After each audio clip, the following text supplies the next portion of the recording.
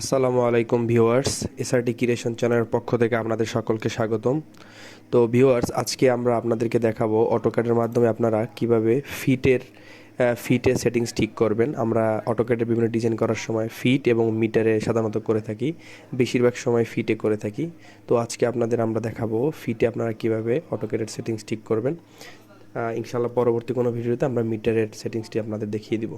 তো প্রথমে আপনারা অটোক্যাড এই সফটওয়্যারটি ওপেন করবেন। ওপেন করার পর আপনারা কিবোর্ড থেকে এন্টার ডি এন্টার দেবেন, ডাইমেনশন স্টাইল ম্যানেজার।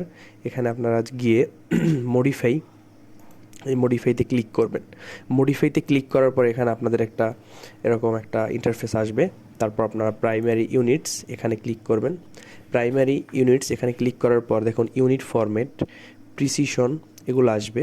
তো আপনারা প্রিসিশনে ক্লিক করবেন, ইউনিট ফরম্যাটে ক্লিক করবেন। এখান থেকে আপনারা আর্কিটেকচারাল এটা অন করবেন, এটাকে সিলেক্ট করবেন। এরপর প্রিসিশনে গিয়ে আপনারা এখান থেকে এই যে এই যে এটা এটা সিলেক্ট করবেন। এটা সিলেক্ট করার পরে আপনারা টেক্সটে যাবেন। টেক্সটে গিয়ে এখান থেকে যে কোনো টেক্সট হাইট দিবেন। এখানে আমি 10 দিলাম। সিম্বলস টেক্সটে এখানে আইওস স্ট্যান্ডার্ড এটা সিলেক্ট করে দিবেন। এরপর সিম্বলস অ্যান্ড অ্যারোসে যাবেন। এখানে গিয়ে আপনারা ইচ্ছা মতো এখানে আমি 8 দিলাম, 8 দিতে পারেন আপনাদের খুশি মতো। লাইনে গিয়ে এখানে যদি আপনারা লাইন কালার বা এটা কতটা লাইন ওয়েট কতটুকু মোটা হবে এগুলো যদি আপনারা ঠিক করতে চান ঠিক করতে পারেন। তারপর এখানে কাজ শেষ। এরপর আমরা ওকে দেবো। ওকে দেওয়ার পর সেট কারেন্ট দেবো। সেট কারেন্ট দেওয়ার পর এটা ক্লোজ করে দেবো। এরপর সেকেন্ড যে কাজটি সেটা হচ্ছে আপনারা কিবোর্ড থেকে ইউএন এন্টার দেবেন, ড্রয়িং ইউনিটস। তো এখানে গিয়ে আপনারা আর্কিটেকচারাল সিলেক্ট করবেন। সিলেক্ট করার পর এটা সিলেক্ট করে দিবেন। দেখুন ওই একই প্রিসিশন এবং আর্কিটেকচারাল এটা সিলেক্ট করার পরে ওকে দিয়ে দেবেন। দেখুন এবার দেওয়ার পরে আমাদের সেটিংসটি এখানে হয়ে গিয়েছে।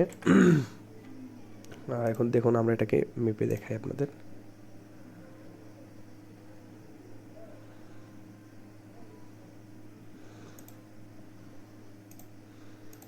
এটা এখানে 3 ফিট আছে। তো এভাবে আপনারা অটোক্যাডের সেটিংসটি ফিটে কীভাবে করবেন সেটা আমরা দেখালাম। তো আমাদের এই ভিডিওটি যদি আপনাদের কোনো কাজে এসে থাকে বা কোনো হেল্পফুল হয় আপনাদের, তাহলে আপনারা অবশ্যই ভিডিওতে লাইক দেবেন এবং আমাদের চ্যানেলটি সাবস্ক্রাইব করবেন। ধন্যবাদ।